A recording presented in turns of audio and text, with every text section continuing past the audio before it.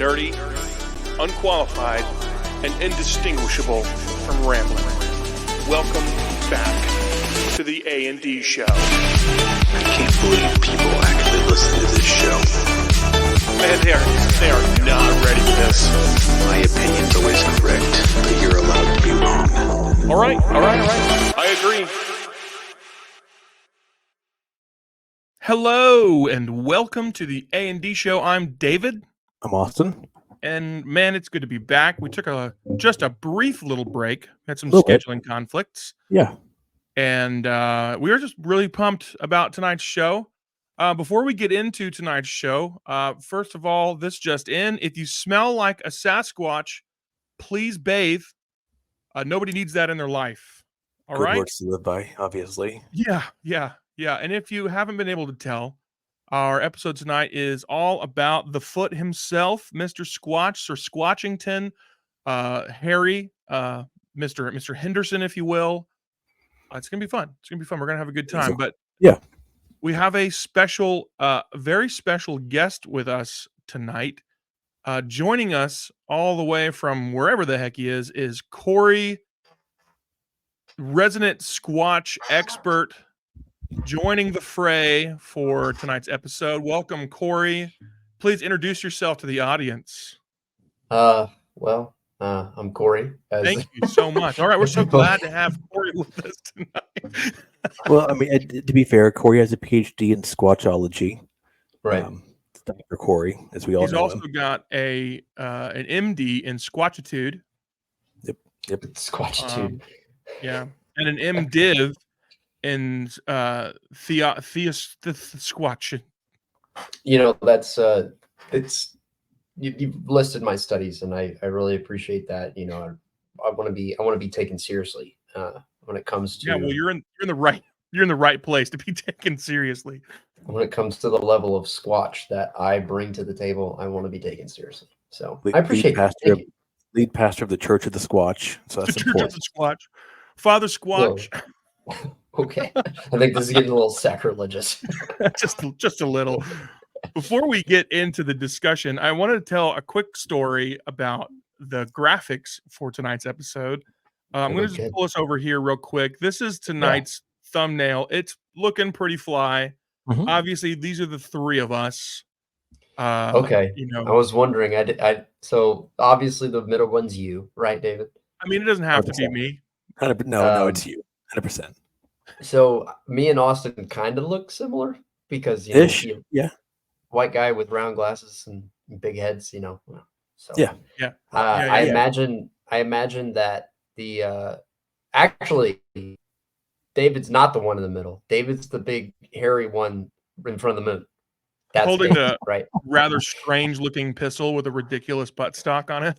Yeah, I don't know how you're shooting that thing, but right. Or what kind of bullets are coming out of it, right? You do have a ridiculous buttstock. I've already requested to be the guy in the fedora. So which one? There's two. Well, I mean, the guy in the suit with the fedora. Obviously, if you're hunting Squatch, you're wearing a suit. Naturally. So which one's me? That's what I want to know. I'm going to make you the somewhat Asian-looking character on the left, holding the stick for no apparent reason. Okay. Exposing just a little bit too much of your chest there. Yeah, that guy. Now, is way too smooth of a chest for me. Right. I have to confess that I did not hand illustrate this. I'm sure you can probably tell that it is definitely AI generated. I've been having a little too much fun with AI lately. And I wanted to kind of share some of the pitfalls that I've met. Because this one turned out really cool. I had to redo the text on it, and I'll show you that one really quick. I did have to redo the text because it came out like this. Had a bunch of random additional characters, and then Squatch talks with a D. It's a whole different podcast. Yeah, totally different. We can't air that episode. No. Talks with a D. This was another contender. This one looks pretty cool until you notice the Alec finger sticking up and pointing in your face. The finger gun. And an odd placement of the finger. Right. And then this guy down here underneath him has just one random large leg for some reason. And then there's a disembodied knee coming out of nowhere.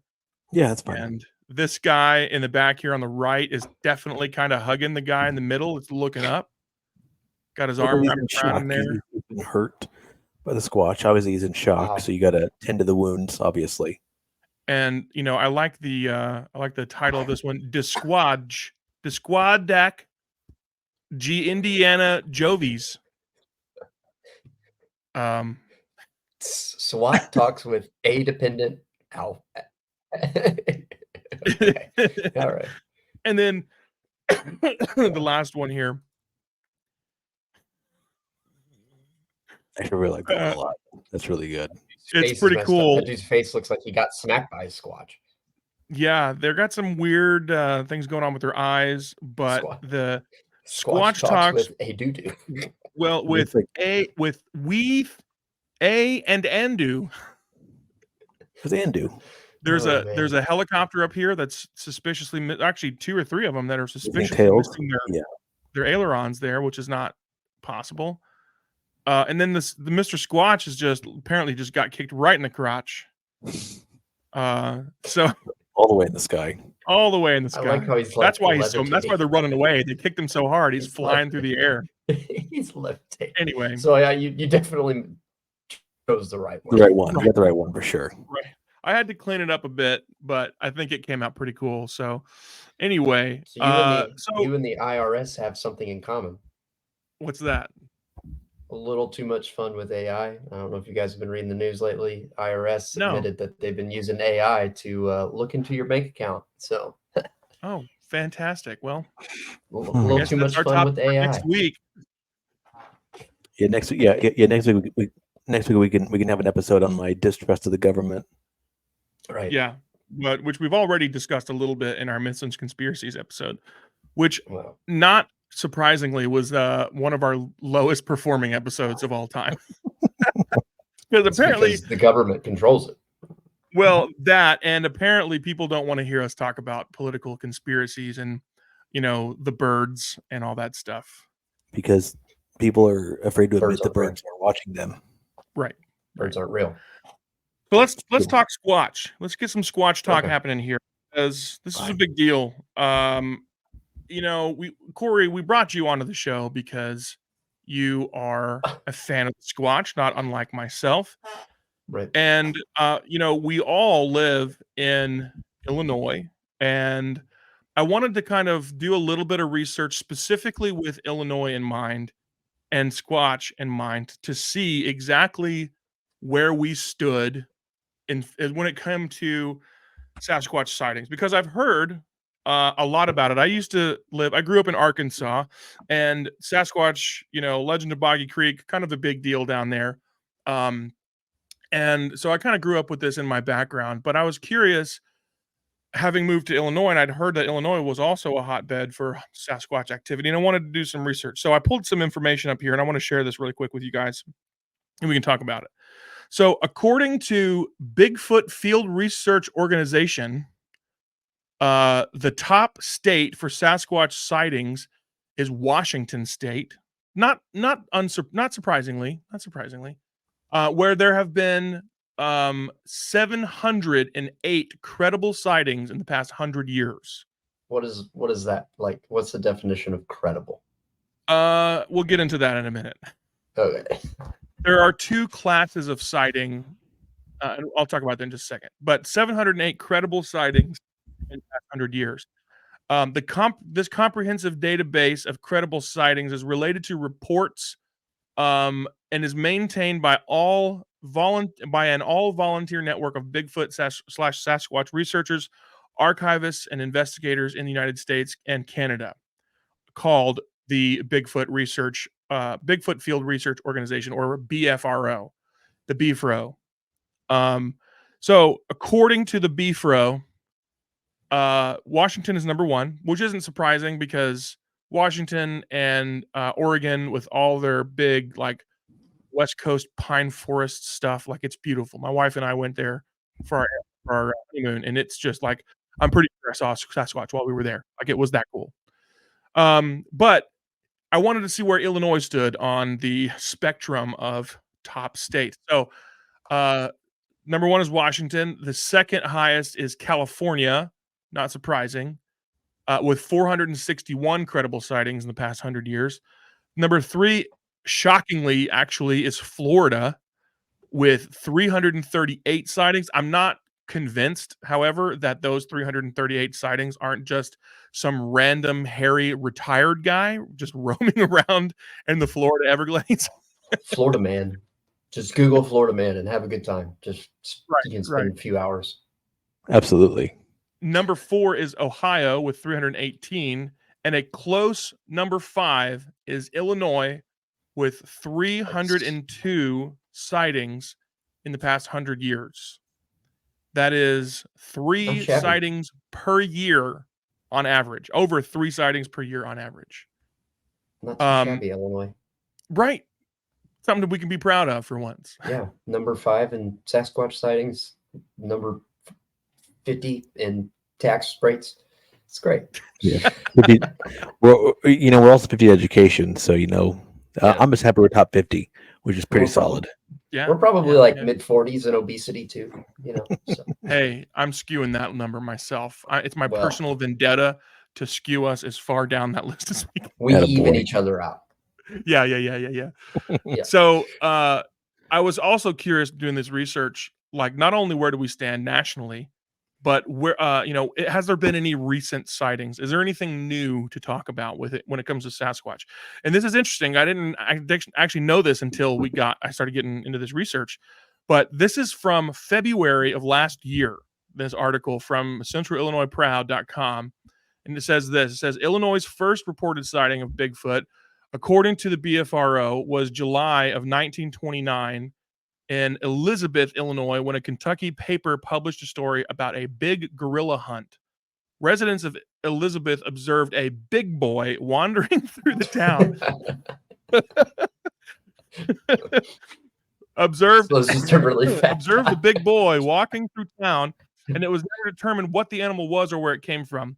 Most recently, a Sasquatch was seen by a motorist in Cass County running along Route 78 near the Sangamon River in November of 2021.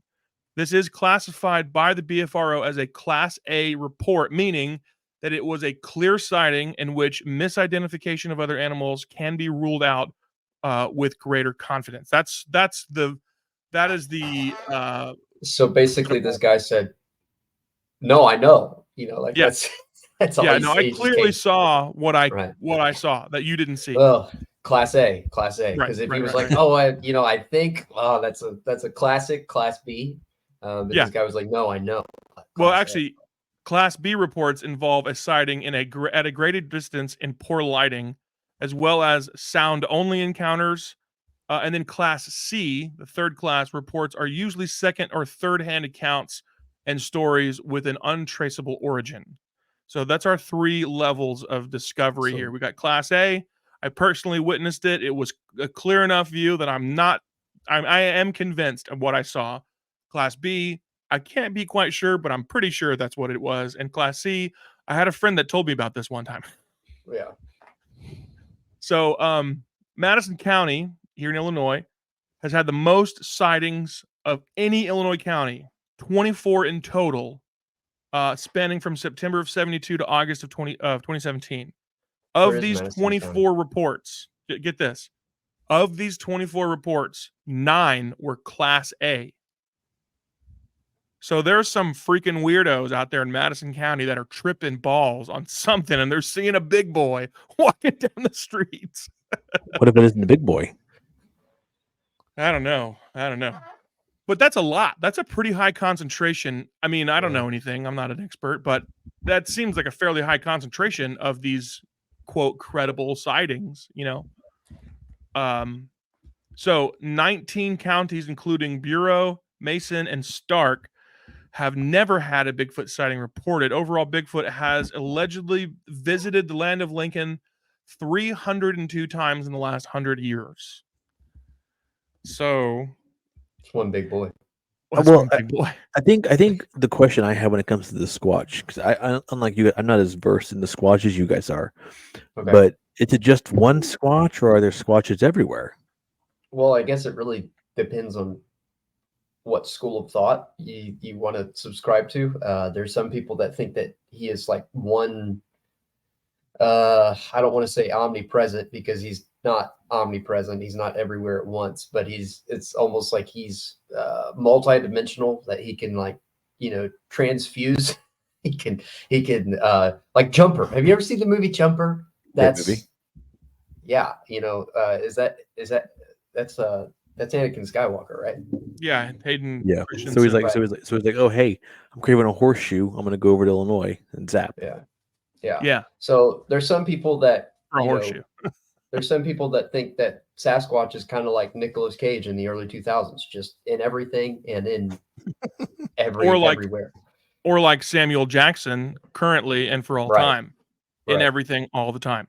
Yeah, and then there's other people that believe that Sasquatch is a very highly intelligent race of not primates at all. That's one thing that gets misconstrued a lot in this conversation, that Sasquatch is not a monkey, not a primate, but a humanoid, a humanid, like a type and shadow of a human. And if Sasquatch, also, by the way, I don't know if you guys know this, but the Sasquatch community like hate the word Squatch.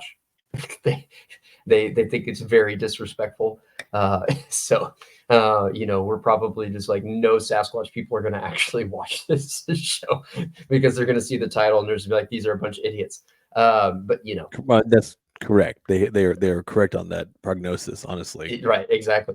But if Sasquatch is actually out there, it would be the closest thing to a human that we would have. So pretty interesting. But I guess it's really kind of like your school of thought. But I don't know. I guess I don't want to jump into it too soon and get the conversation rolling too soon. But it's an interesting conversation, to say the least, because really, when it comes to Sasquatch, there's just like no end. The more research that you do, the more you look into it, the mystery just gets greater and greater and greater, and spans to very practical theories to ultra supernatural theories. So it's pretty interesting. But I'm a little surprised that Tennessee isn't ahead of Nashville, or isn't ahead of Illinois. Tennessee, because of the Smokies? Yeah, because of the Smoky Mountains. I would think, because most people that go out there are not looking for Sasquatch. They're just looking for a good old time, or trying to be a country music star. Yeah, that's true. But I would say, if I had to guess, I would say Pacific Northwest, Washington, Oregon, Northern California, I probably would have said. It was number one.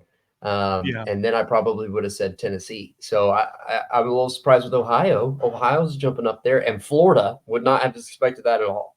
So, well, here's my suspicions. Okay, I'm just going to go ahead and weigh in on my thoughts about what Bigfoot or Sasquatch is and how he gets around. I don't think it's a he. I think it's a they. I think it's a whole community of these beings that are just kind of, they're just out there living in the woods, just like any other, country bumpkin. And that ultimately you're seeing them in places. Illinois is a hotbed for activity. That's been said. Illinois is a hotbed of something. Yeah, well, it's a hotbed of activity for Sasquatch, but Ohio is, very close. People probably, these Squatch individuals probably have friends and family that live in Ohio. Yeah. And they travel. California, Washington, Oregon. I mean, it's a whole community up there. And then Florida, I think the justification for Florida is simply in the fact that it's a retirement community, and they know that. They're smart. So I think if you created the list of populations in America by state of people that had nothing to do and rank them, it would probably be very similar to the Sasquatch list. Because what else are people in Washington? What else are you doing except for standing out in the woods? People in Florida, what are they even doing with their lives? Like they're like you said, they're retired. They're either golfing, or they're sitting on a beach, or, obviously they're in the woods looking for Sasquatch, if they're not, murdering each other with machetes. Because that happens a lot in Florida. I don't know if you guys know that, but more capitas, more murders per capita by machete in Florida than like anywhere else in the world, even Africa. It's crazy. It's really impressive, honestly. Nuts. So, yeah, I think those two lists would be really similar. And then Ohio, nobody does anything in Ohio, so that's fair. We have some friends in Ohio, and they are bored. Yeah. Austin, what do you got? What kind of research did you dig up on this? Well, I mean, a lot of us have been hit that that Sasquatch is believed to be in the northwestern United States and Western Canada, primarily in the forested areas. But the first, the person mostly credited with the first sighting of the Squatch was David Thompson, a British explorer in 1811, and he found some footprints. So that was kind of the first person to uncover the Squatch. And all they found was footprints, and for the most part, that's good enough for me. So when you say first person to uncover the Squatch, do you mean like first person modern era? Well, first person, yeah, I would say modernly or known. I guess most widely accepted with the Squatch community. The Sasquatch community. I don't want to offend anybody. The Sasquatch community. Well,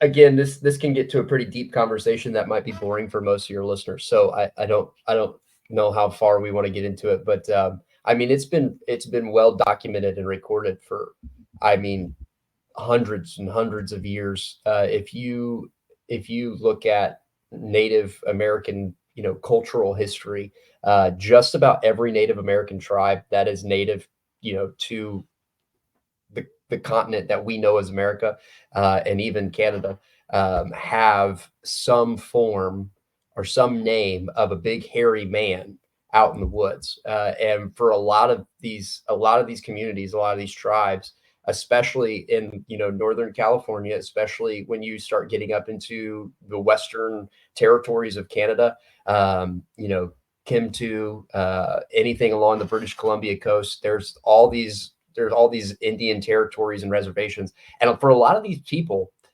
it's not like Sasquatch, Bigfoot. They have a lot of different names for them. Bakwa. For a lot of these people, it's not a question of if at all.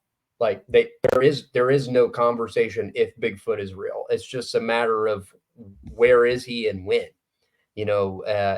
They fully believe, and it's a major part of their cultural history, that there is a race of big hairy animals, bipedal animals, that live in the woods, and it gets really interesting.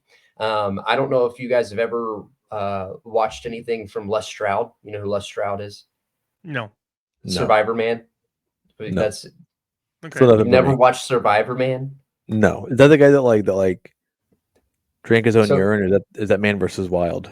So Man vs. Wild is Bear Grylls. Bear Grylls was like outed. I've seen Bear Grylls. Yeah, he was outed as like a phony. So basically what Bear Grylls would do is he would just like go out in the wilderness, say that he was staying out there for a week, 2, whatever, until he made his way back to civilization. But really what he was doing was him and his camera crew were like going to a hotel at night. They were like getting into a helicopter, going and staying in a Super 8 motel, and then coming back out the next day. So he got outed. Les Stroud is like legit Survivor Man. You need to go watch his stuff. He's really good, really interesting. Canadian. If you're into Canadians, he's legit. He's really legit. I mean, you would physically see this guy. He would go out by himself, no camera crew. You would physically see this guy lose weight because he was starving himself. He was going out in the wilderness, and he was eating only the necessities. He wasn't moving any more than necessary. He wasn't moving around. He wasn't going and doing all these crazy things, but he was just surviving, and he was showing people how to survive. And like by the end of these treks, by the end of these trips, he would be so skinny and so, malnourished that he would have to go to the hospital. He's legit. So his whole story, and you need to go on YouTube and watch it. The whole docuseries is on YouTube. It's called Survivor Man Bigfoot. But his whole story is that he was in British Columbia. I actually named it earlier, Kim2, British Columbia. And he was doing a Survivor Man series episode out there. And all of a sudden he starts hearing trees breaking, like just falling down. He heard a tree fall down, didn't think much of it. And all of a sudden he heard another one fall down. And he's like, okay, there's definitely something, weird about this place. He said, I felt it when I got there at night. Like I was hearing all these grunts and things. And he's like, and I'm not like up, I'm a huge skeptic of Bigfoot. And after that, he decided, I'm going to create a docuseries and I'm going to go look for Bigfoot. It's 8 episodes. Each one's about an hour long, and it's really interesting. So when I say that I'm a Bigfoot expert, there's that old saying that you have to do something for 10,000 hours to be considered a master or an expert. The expertise of Bigfoot that I have is that I have spent 10,000 hours watching other people have Bigfoot experiences and research. Right. So that's, you got to go watch that. But anyways, he has a lot of interviews with these Indian tribes, and he has a lot of conversations with them, and some of their stories are mind blowing. And I mean, I could tell a couple, but I don't want to get too far ahead of myself, David. If you've got some other questions or things that you want to talk about. I do have just a couple things to tie back into with Illinois in mind really quickly, and then we can jump in and we can hear some of your stories for sure. Illinois, by the way, I know that there's not a part of Les Stroud's docuseries. Yeah. I will say, I'm pretty excited. I know that one of the stories that you and I have to kind of ping pong on is a story that we are both involved in. Mm-hmm. So we're going to get to that in a minute. That's going to be fun. But let me just read this really quick. In my research for Illinois-based Sasquatch experiences, I came across this story. His name is Harold Binney. And it says, let me just read it to you. It says, Harold Binney will never forget the first time he saw it. He should not have been surprised after all because he was looking for it. Still, the image is etched in his memory. The Hillsboro resident was walking one night down a dark Oklahoma mountain road years ago when he saw something move in the woods. I started watching, and this great big animal was peeking over a bush looking at me, Benny, who describes himself as a naturally curious person, recalls. It was no more than 40 feet away. I watched it for at least 40 seconds. A companion saw it too, leaning against a tree in a different spot. The pair were convinced that they had encountered an elusive creature. Call it Bigfoot, Sasquatch, Yeti, or any of the names given to the ape-like creatures that have become the subject of legends, lore, or for generations. Once you see one, this is Benny talking again. He says, once you see one, you tend to believe that they really are there. I mean, he was no more than 40 feet from me. And yeah, I didn't get a real precise look at everything, but I know that there was a great big animal, 7 feet tall or more, just feet from me. Before dismissing Benny and his Bigfoot sightings, know that he was also, and also his other creature. He saw another creature later in Arkansas. Before dismissing any of that, know this: Benny is a scientist, a graduate from Eastern Illinois University with 2 degrees in zoology. He's a former educator who taught biology and anatomy for several years, and later he was the chief analytical chemist for a major chemical plant, which, now that we think about it, might be the reason he saw this giant monster.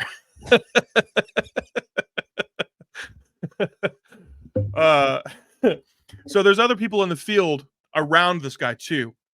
Western Illinois University. This is interesting. I don't know why Western Illinois University is where this is coming out of, but apparently they offer a course that dives into the history of Sasquatch and other unconfirmed creatures such as the Loch Ness Monster. The course, fantastic archaeology, ancient astronauts, shapeshifters, and Bigfoot, as it is called, is taught by a guy named Michael Lorenzen, who's gathered Bigfoot evidence and stories for several years. Is that the same Michael Lorenzen that's a pitcher in Major League Baseball? 100%. Indubitably. Sure. So finishing up here on this Illinois stuff. Illinois seems to be a hotbed for sightings. The BFRO lists more than 300, quote, credible sightings in the state since the organization was founded in the 1990s, and investigates the sightings using a network of field researchers, Benny of which used to be one of those. BFR's founder, Matt Moneymaker, interesting last name for a person founding a company that searches for Bigfoot. Matt Moneymaker says that the organization, excuse me, has at least a dozen investigators inside Illinois alone. He is convinced that Bigfoot is real. You could have all the evidence presented in front of you, and it will still and it will all make sense intellectually, but something's going to hold you back from totally believing that they're real until you see it for yourself, says Matt Moneymaker.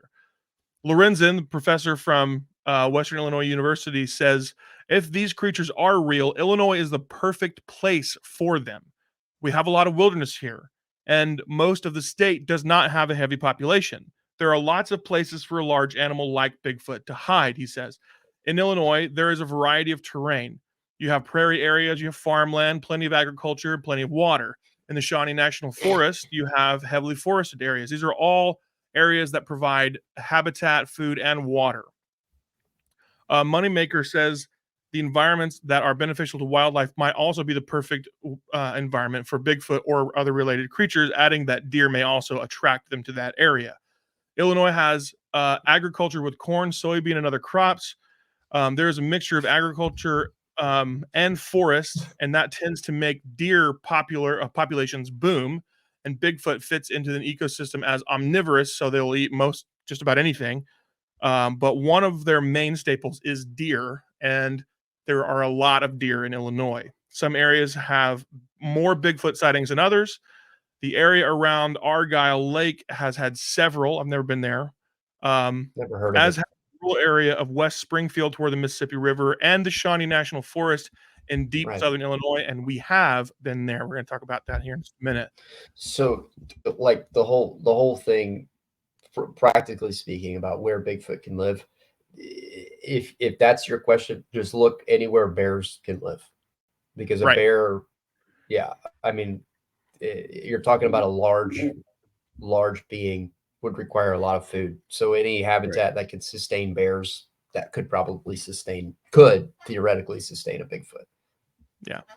It wouldn't surprise me too that if a handful of these, sightings, and I'm not trying to discredit anybody because, you see what you see and you believe what you believe or whatever, but it wouldn't surprise me that a good number of these sightings are actually bears that they're seeing. Now, 7 feet tall is large for a bear that's not a grizzly or a Kodiak, which are not native to this area. But I wonder how much of that is like emphasized by fear, because if you see a bear stand up on its hind legs in the woods, like your adrenaline is going to be pumping, and if anybody knows anything, your adrenaline kicks in, your fight or flight, you have a little bit of fear, you're coming back, you're not going to tell somebody like, you're not going to be like, oh yeah, probably a 5-foot black bear, like you're gonna, this thing was bigger than the side of the mountain, and it was the tallest thing I've ever seen. Benny, by the way, classic Class B sighting, because he said, I'm not sure of everything I saw. Like, maybe I didn't see everything.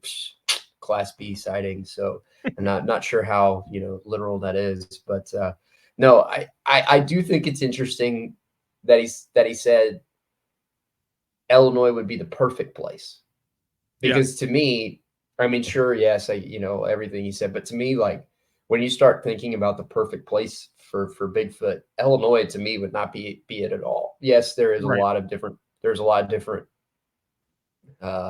ecosystems, habitats, a lot of forested areas, but when you're talking about Bigfoot territory, I mean, like, Northern California is so vast. It's huge. It's huge.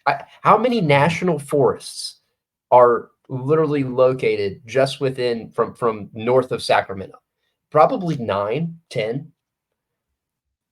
Your Plymouth National Forest, Six Rivers National Forest. What else is up there? I mean, it doesn't even matter. But like, and then you're spanning into, you know, Oregon, you're spanning into Washington, that there's even more. So I don't know, when people come, when skeptics have the question, and I firmly try to like sit on the fence with this, because I don't necessarily know that, you know, I haven't had a personal experience or anything.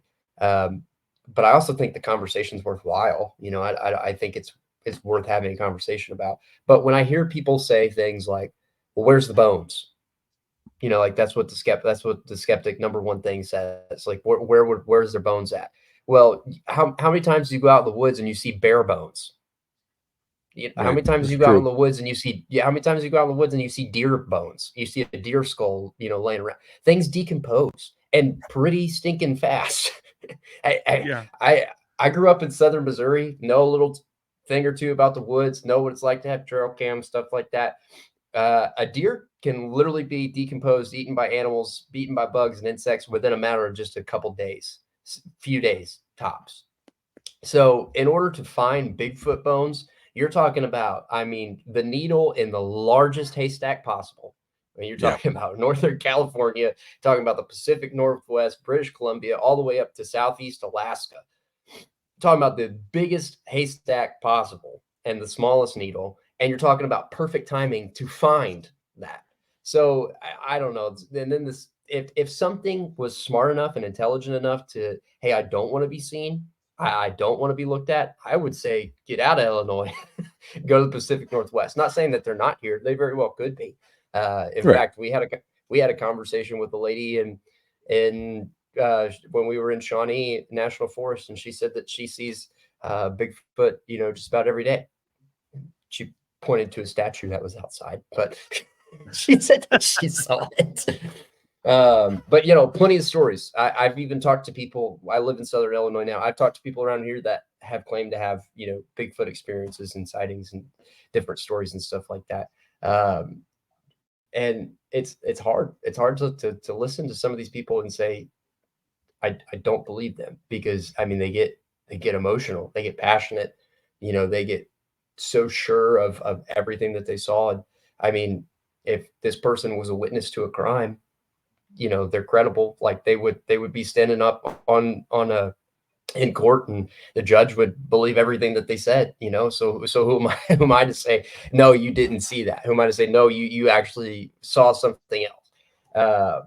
I talked to one woman one time. I won't say her name, but she was an older woman, and she said that when she was a kid, her mother took her, and they went and they stayed at their aunt's house, and this was near Shawnee National Forest, Southern Illinois.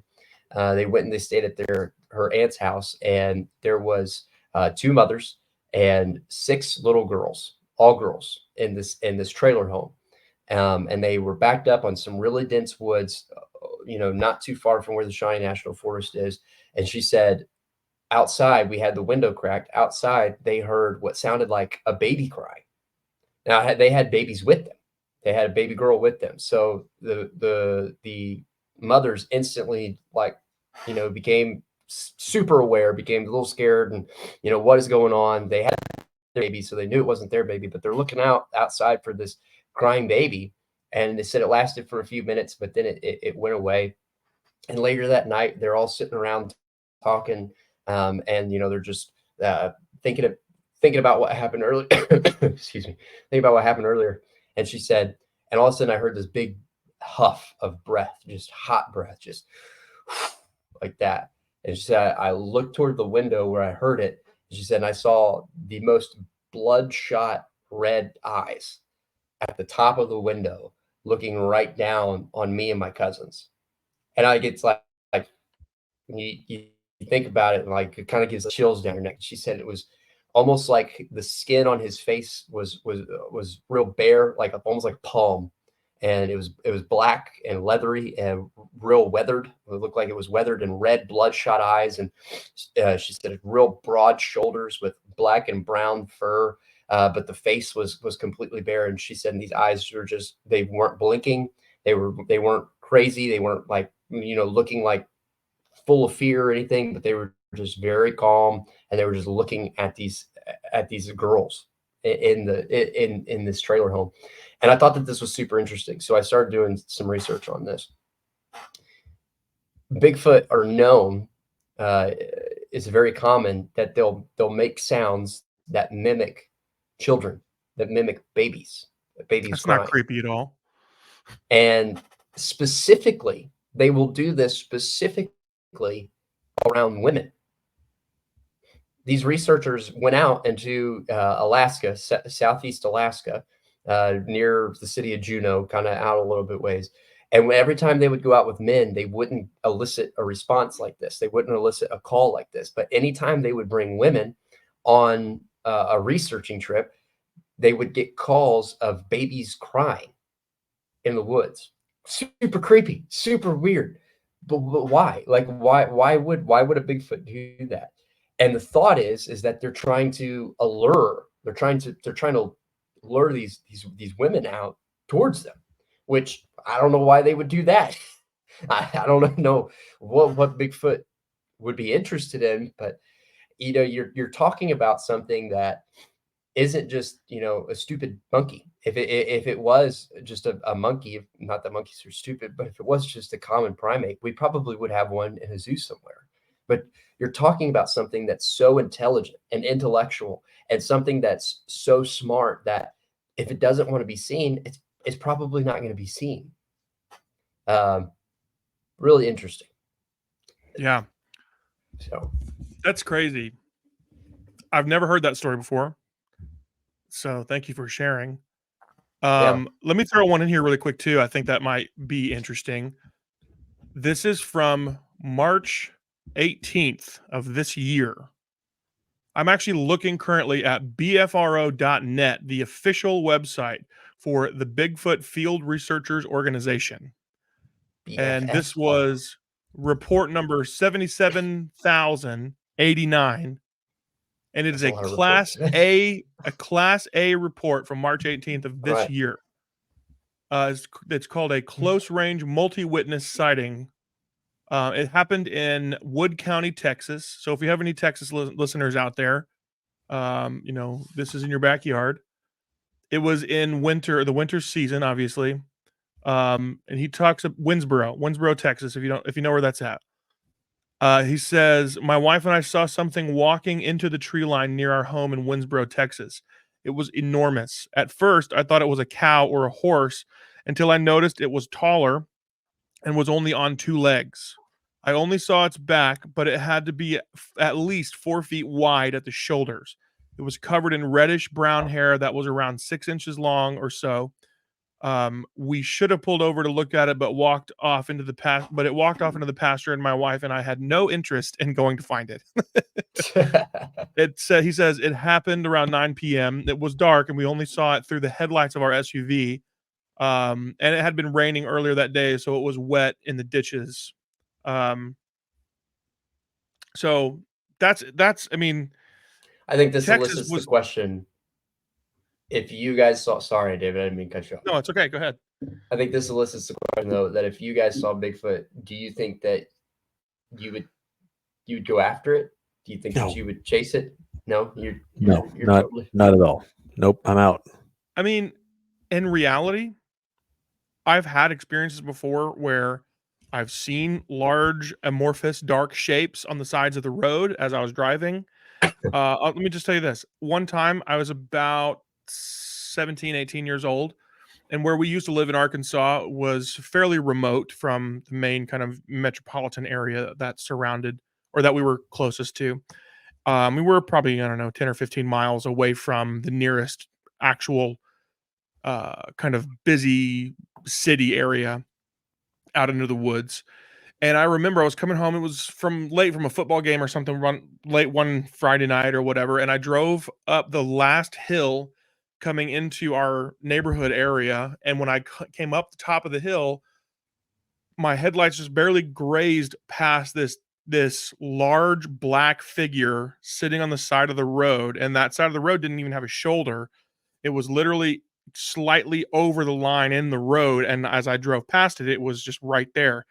And I couldn't see it clearly enough to have any kind of idea what it was. Could it have been a Sasquatch venturing out in the nighttime?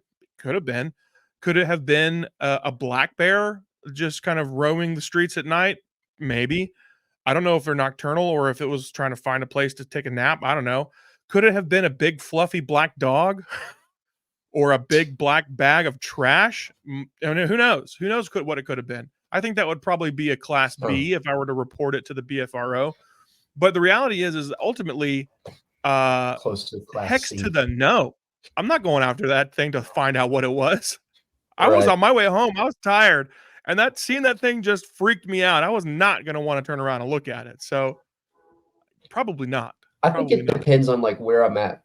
I think it depends on where I'm at and what I'm doing at the time that I would see it. If I was driving 70 miles an hour down the road and saw, you know, it off the side of the highway, I don't think I'm like stopping on the side of the highway and going and tracking it down.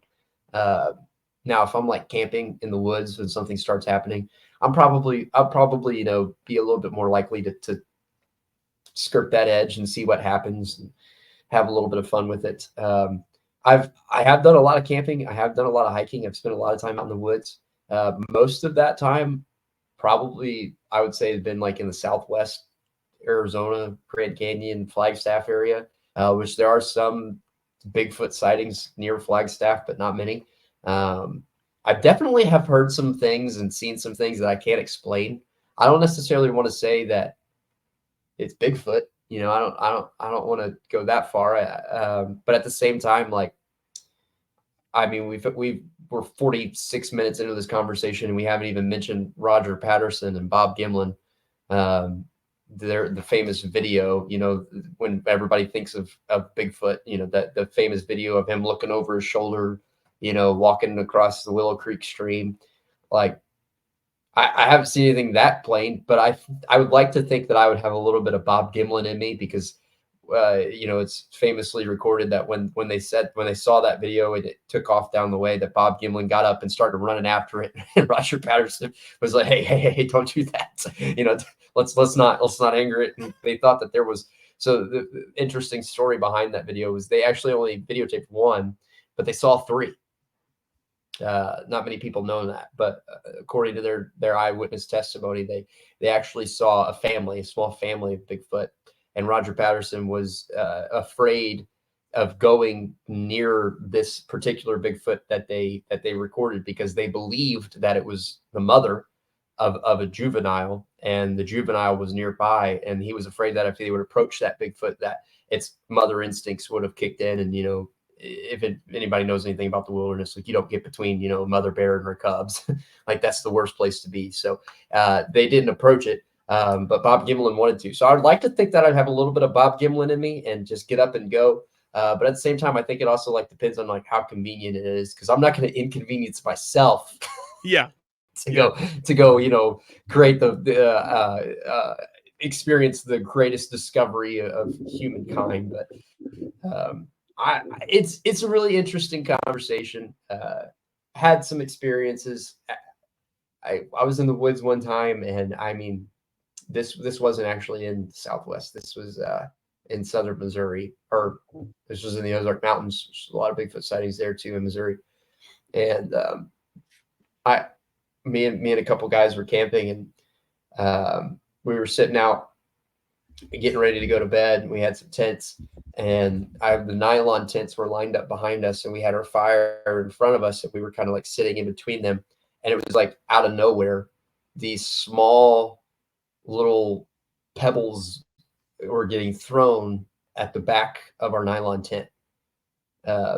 Now it felt deliberate, like it felt like it was timed out, you know, like somebody like trying to send you a message, like, wait a couple minutes, and, you know, again, it could have just been some kids. We were in kind of a not a real dense populated camping site, but there were some other people that were there, so it very well could have been just some other, you know, kids playing a trick or something. But we got up, we went and we looked at where we thought the pebbles were coming from. Didn't see anything. Can't explain it. Don't know. You know, I feel like if it were a couple kids being stupid, we probably would have heard some laughs. We would have heard some people running. Didn't hear anything else except for those pebbles getting thrown at us. Was walking in the woods one time. This was also in southern Missouri. And I don't know if you guys have ever been to the woods at night. Creepiest place in the world to be.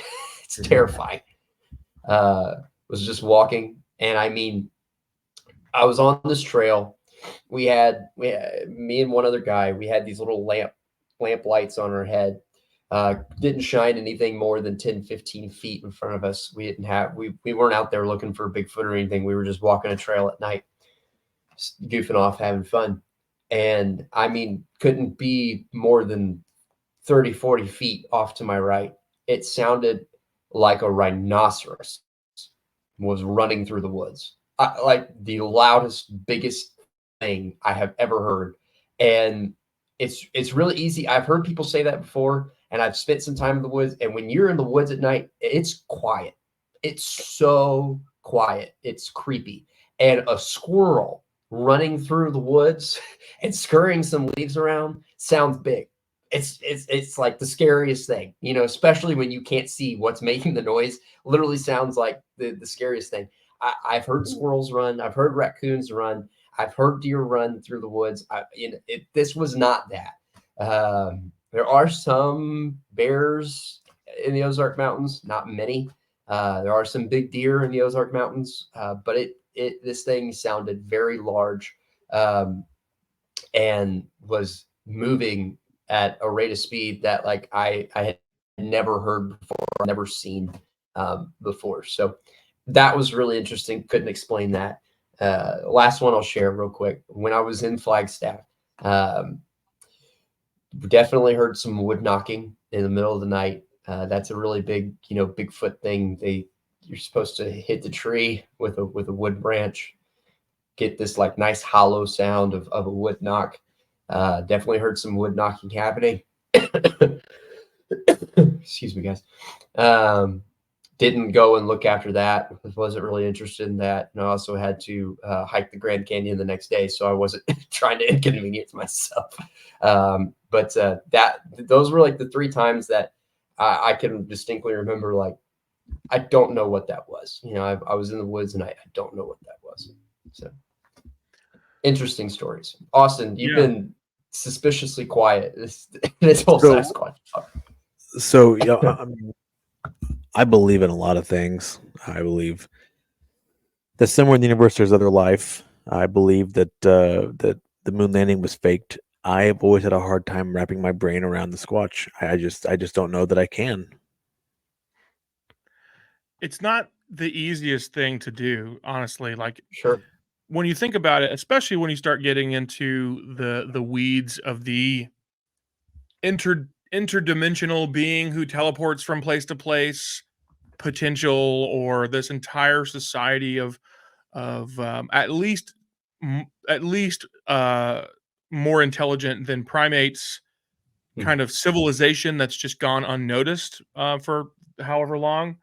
Like, it seems a bit of a challenge, but I think honestly, when it comes down to it, Benny said it pretty good, or maybe it was Moneymaker said it pretty well, that you can have evidence all day long. You can have evidence, or you can have real evidence all day long, and it can clearly lay it out for you in a really transparent way, but you're still going to struggle to believe until you see it for yourself. Right. And this segues pretty well into what if listeners, if you've been with us for any length of time, you'll recall that this is actually not Corey's first time on the show, specifically in the confines of Sasquatch. We actually did an episode about 5 years ago, 6 years ago, maybe longer, actually, maybe even closer to 7 years ago. That it's been a while. That was dealing with Sasquatch and information. And if you have it in you to go and listen to the episode, it's available. Whatever platform you're listening to on, it is available. But I will say that at the end of that episode, we talked about how we were actually the next day going on a Sasquatch hunt ourselves, and that we were going to come back and report on what we found. And it's been about 5 or 6, maybe 7 years, and we still haven't told the world what we found on our Bigfoot. So Corey, why don't you tell us, just tell the audience, tell Austin, because he hasn't heard this story either. Let us know from your perspective what went on in that in that story, that experience, because it was that was interesting. a really fun trip. I do remember that trip. That was a really good time. That was probably when my Sasquatch interest first got piqued, and I've kind of taken a dive off the deep end since then. But yeah, I mean, a lot of that trip, not too much happened. We were walking through the woods, tremendous amounts of miles. We were walking through, all these Sasquatch hot spots, and really, we didn't see too much happen. But what's interesting was on our last day, we had a cabin, Shawnee National Forest. We had a cabin, and we decided to go walking out on the cabin's property, just where we were, and that what was really interesting about that was that was where most of the activity that we had witnessed that trip, popped up. So we start walking out in the woods, following this gravel path. Eventually, the gravel path ends, and we kind of split up into the woods a little bit, not too far away from each other. We see each other, and we find this. If this is the right story, and there was a few things that happened on that trip. So if you're thinking about something else, David, you can feel free to go into your whole spiel. But we were walking to the woods, and we find this abandoned building. Is this what you're talking about? It might be. Go ahead. So we find this abandoned building, and we walk up to it. Doors open. We push the door open. We're looking at it. I mean, obviously, somebody or something had been living in there. I don't think it was Sasquatch. If it was, Sasquatch needs to stop with the needles. He really needs to get some help. There was a lot of needles laying around in this abandoned building. But all of a sudden, start hearing these whooping sounds. Out in the wilderness, just this real light whooping. We come outside, and it's our buddy Brandon being stupid. But this is where it gets good. This is where it gets really good. We're walking our way after exploring this abandoned building. We're walking our way back to where we think the gravel trail is. We're going to head back to the cabin, and we start seeing some prints in the ground. Start seeing some things kind of look like they've been traversed and they've been stomped over and stamped over, and that was a really interesting moment. That we thought we might have something, and we come back and tell our buddy all about the what we've seen outside and things that we've seen, and we're watching some Bigfoot exploration. We're watching some Bigfoot research stuff, and we end up going out looking for doing some more exploring, and we come back, and our buddy's got the cabin all locked up, lights turned off. He's hiding. He's scared. He's like, I don't know, what in the world's going on. There's some crazy stuff happening here. Pretty sure Bigfoot has followed you guys back. Pretty sure that Sasquatch has followed you guys back. I've been seeing stuff out in the wilderness, hearing stuff. And so I don't know, maybe Bigfoot tracked us. Maybe he trailed us. We didn't know it. Didn't smell him. Didn't hear him. But maybe he tracked us and trailed us, and he was haunting our buddy that night while we were out looking for him. So I don't know if that's the story that you're talking about. I don't know if that's the experience that you're talking about. That's exactly. Yeah, exactly. We actually, so what a lot of people don't know, and maybe even the other guys that were with us on this trip don't know, is that we filmed a lot of this trip, documentary style. Well, kind of found footage style, I guess, more than documentary, because we weren't sitting in a studio talking about what happened at any point. But we did film a good bit of this, and it has never made it past the cutting room floor. Unfortunately, we have about 3 hours of footage of us, actually prepping, planning, chatting, talking a lot about it, and then even some of the footage of what he referred to with our late night walk. And what's funny too, like you said, Corey, is most of the best evidence or experience or whatever that we had on this trip wasn't when we were out in different parts of the park in the trees. It was when we were just down the road from the cabin, which I thought was kind of interesting. But which is interesting, which is really interesting, because again, you're hopefully some of your viewership knows nothing about Bigfoot. Hopefully some of them know quite a bit about Bigfoot. But if you do any research, what a lot of time what researchers will do is they will put a camera on their back, filming everything behind them, because Sasquatch is known to wait until you're in your most vulnerable position, until it sees your back, until you feels like you're comfortable. It can sense you, can feel your personality, can feel your what you're feeling, and when they'll come and they'll actually follow you and they'll trail you is when you're going back to the place that you think you're safest. And that's where the most Bigfoot experiences happen. They're around campsites. They're around places where people are holed up for a while, or people make cabins out in the woods, homes out in the woods. It's places where people feel like they're safe, and people are not necessarily looking for Bigfoot. That's a lot of time where the Bigfoot experiences happen. Not too often do you see people go out into the woods looking for Bigfoot and come back with evidence, but it happens when you least expect it. So I thought that was really interesting on that trip, that our buddy, again, in his most vulnerable spot by himself in a cabin, starts all of a sudden he starts hearing all this knocking on the side of the cabin, and starts seeing things out there. And is it fear? Sure. And skeptic will say, well, he was full of fear because you're coming back telling him that you found some tracks in the woods and things like that. Maybe, I don't know, but I don't know that. I can't prove that one way or the other. He says that some things happened that night, and there's some knocking on the side of the cabin that night, some walking around on the porch of the cabin that night, and we weren't there. So that will leave the interpretation up to him and up to our viewers. But I think it's really interesting, and just to kind of put a button on this. I don't know how long you guys normally go, but just to kind of put a button on this. Like I said at the beginning, there is no end to the deep dive that is Sasquatch. The more you look into it, the more questions you get, because you got people that span so far and so wide on the spectrum. You've got people that believe it's just a primate out in the woods. You got people that obviously don't believe it's real at all. Austin, jerk. And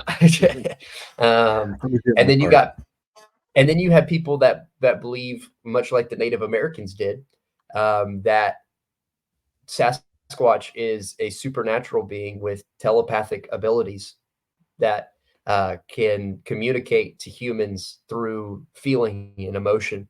A lot of times you'll hear people say, I had the feeling of being watched, and I had the feeling that somebody was looking at me, and this real eerie feeling. And a lot of people will tell you that's Bigfoot communicating, that's just how they communicate. So it's a really interesting conversation. I sit on neither skeptic side nor advocate side.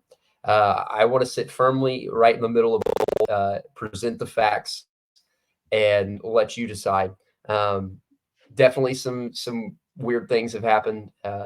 Definitely a lot of people, have some crazy stories that can't be proven but can't be disproven.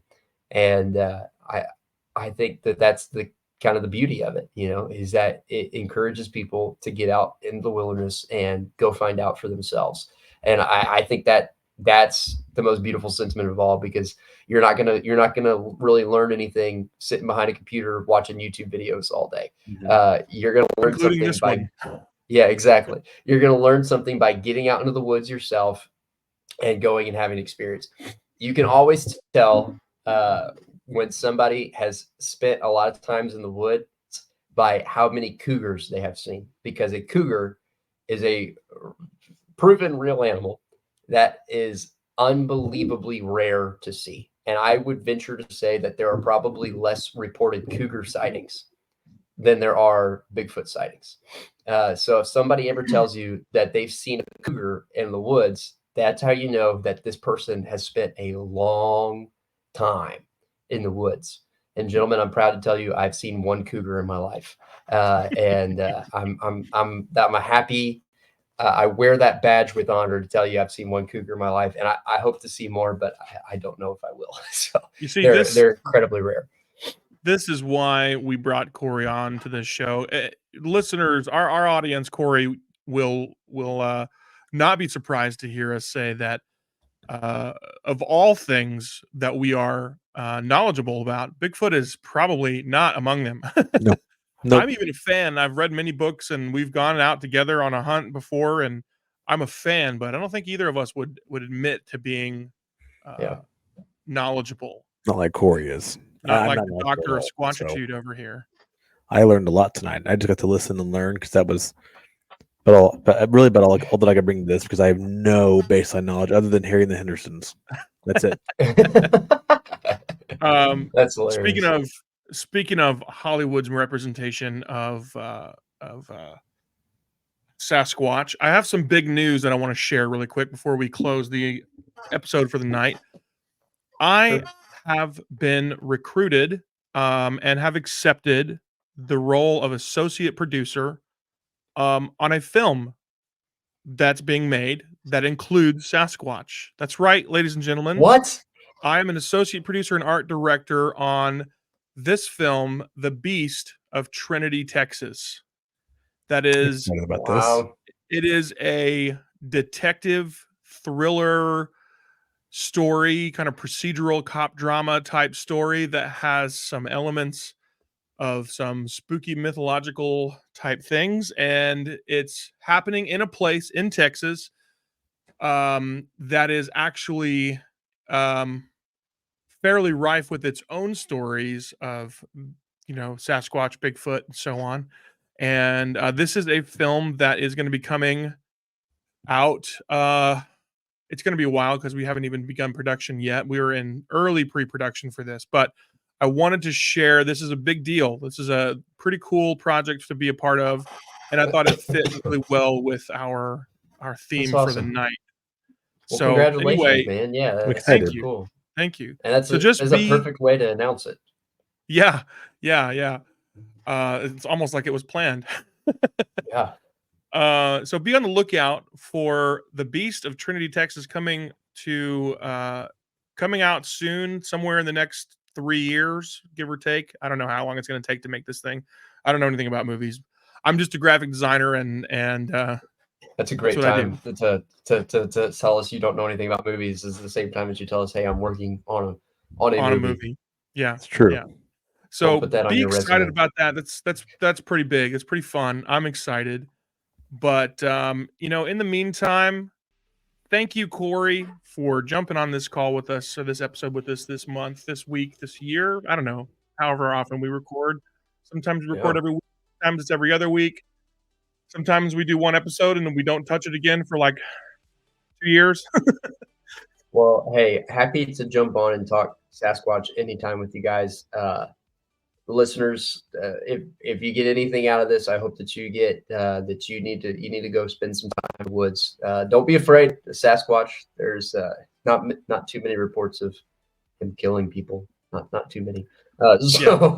Your chances are good.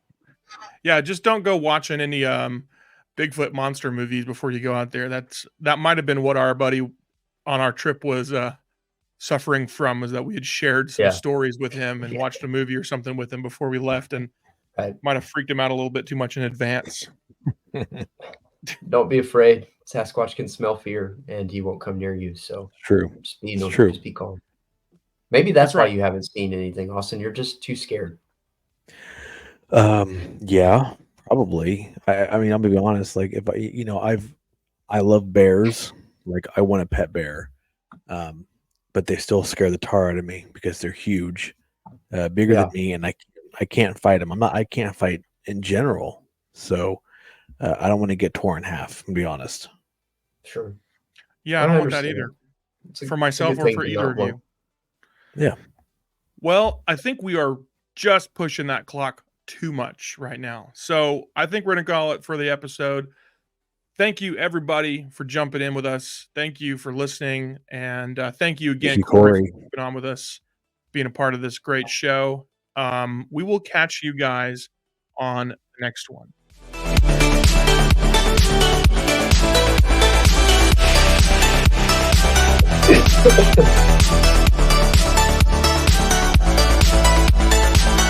Wow.